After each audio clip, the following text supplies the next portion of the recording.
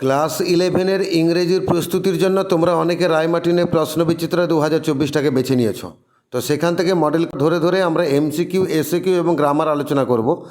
আজকের আলোচনার model question paper 9, এটা রয়েছে পেজ নাম্বার 113।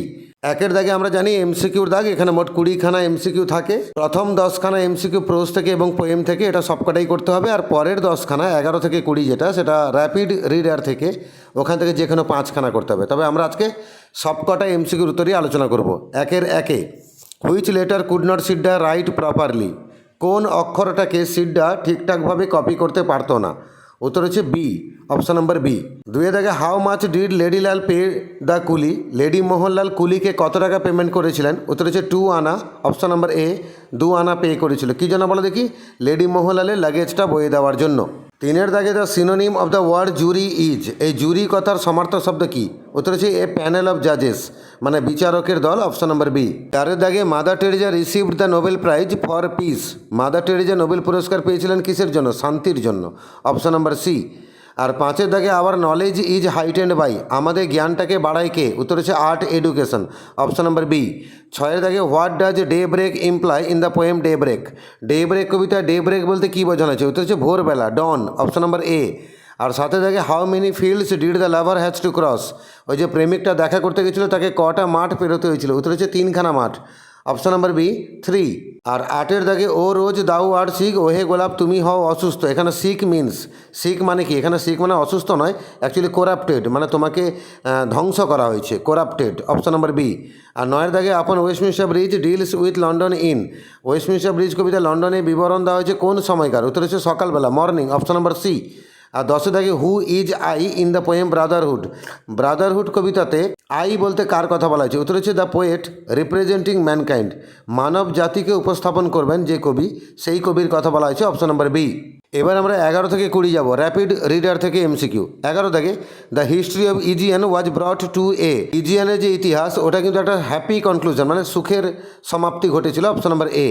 12 থেকে, হু রিভাইভড আফটার ইটিং ফুড? খাবার খাওয়ার পর কার জ্ঞানটা ফিরে এলো, মানে কে বেঁচে উঠলো? উত্তর হচ্ছে Adam, option number C. Whom did Orsino love very much? Orsino কাকে খুব বেশি ভালোবাসতেন? উত্তর হচ্ছে অপশন নম্বর ডি, অলিভিয়া। আর 14 থেকে, the complexion of Othello was? Othello গায়ের রং কী ছিল? ব্ল্যাক, কালো রঙের ছিল, অপশন নম্বর বি। আর 15 থেকে, the second spirit look like? দ্বিতীয় ডাইনিকে কেমন দেখাচ্ছিল? উত্তর হচ্ছে bloody child, option number B. আর 16 থেকে, Othello and Desdemona married privately? Othello এবং ডেসডিমোনা বিয়ে করেছিল গোপনে, অপশন নম্বর এ।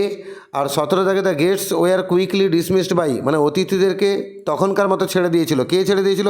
Lady Macbeth, option number B. আর 18 থেকে, Olivia sent a servant after Cesario with a diamond ring? Olivia একটা চাকরকে পাঠিয়েছিল সিজারিওর পেছনে একটা হীরের আংটি দিয়ে। 19 থেকে, Luciana lived with her? Luciana কার সঙ্গে বাস করতো? উত্তর হচ্ছে তার দিদির সঙ্গে, অপশন নম্বর ডি, সিস্টার। আর 20 থেকে, ফ্রেডরিক্স নিস ওয়াজ?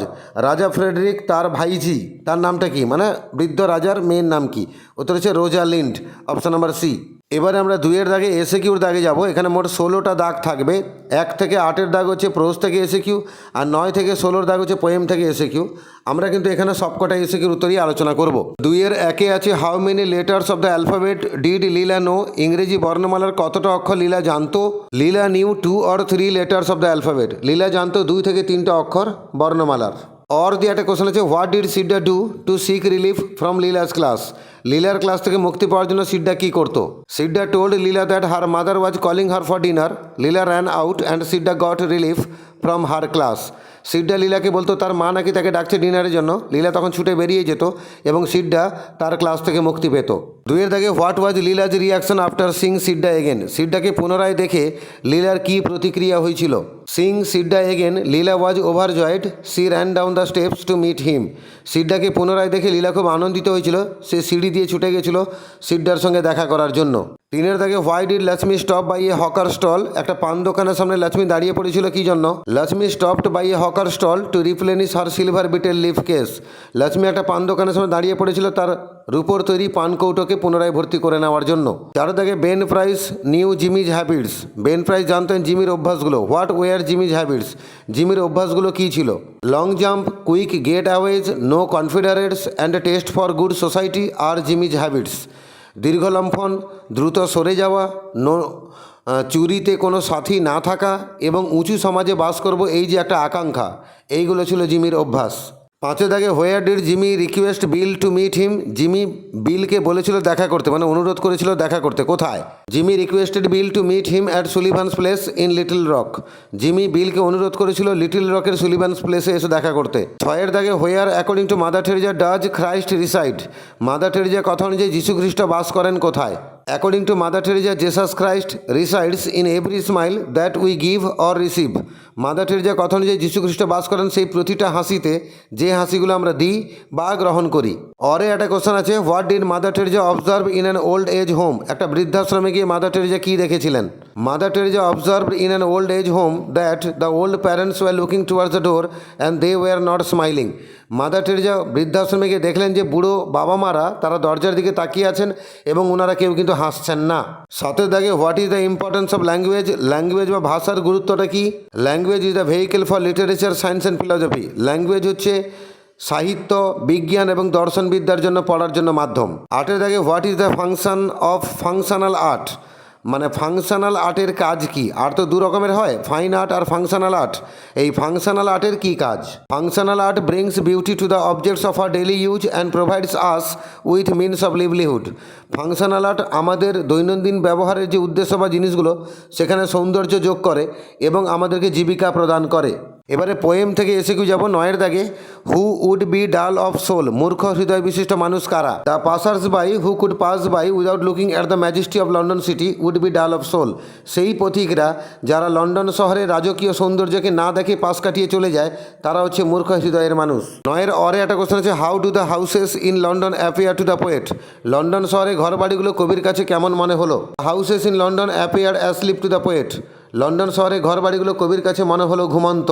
10 একটা কোশ্চেন আছে, from where does the blue spot come, ওই নীল শিখায় আলোটা আসছিল কোত্থেকে? The blue spot comes from the matchstick lighted by the beloved, ওই নীল শিখাটা আসছিল সে ম্যাচ স্টিক মানে দেশলাই কাঠির আলো থেকে যেটা জ্বালিয়েছিল ওই প্রেমিকা। 11 দাগে and a voice less loud, একটা আওয়াজ নিচু গলায় হচ্ছিল, whose voice is less loud, কার আওয়াজটা হয় নিচু?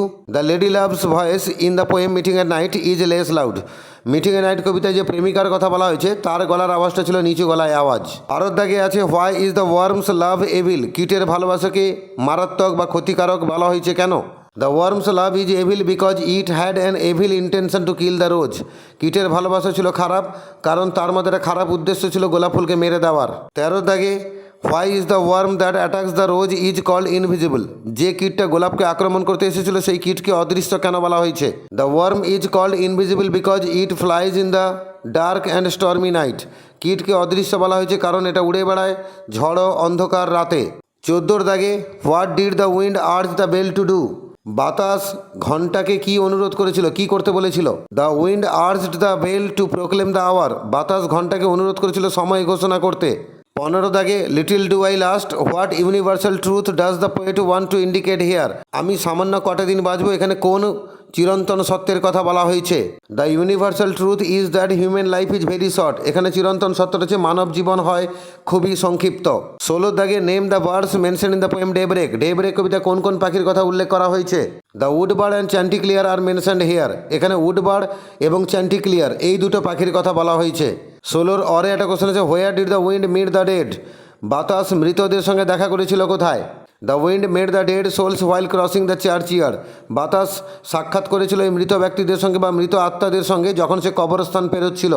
এবার আমরা গ্রামার পোর্শনে যাব। 4 এ দাগে 7খানা ডু অ্যাজ ডাইরেক্টেড রয়েছে। 1 দাগে, did you put it in asked mother, উত্তর হচ্ছে mother asked if she had put it in, এখানে সির কাছে কিন্তু ব্র্যাকেটে লীলা লিখে দিতে হবে। 2 দাগে, C produced a 2 anna bit from a knot in her sari, voice change করতে বলেছে, a 2 anna bit was produced by her from a knot in her sari.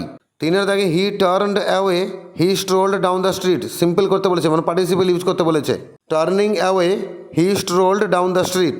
4 দাগে, আই ওয়াজ হাংরি, হাংরিকে নাউন করতে বলেছে, আই হ্যাড হাঙ্গার।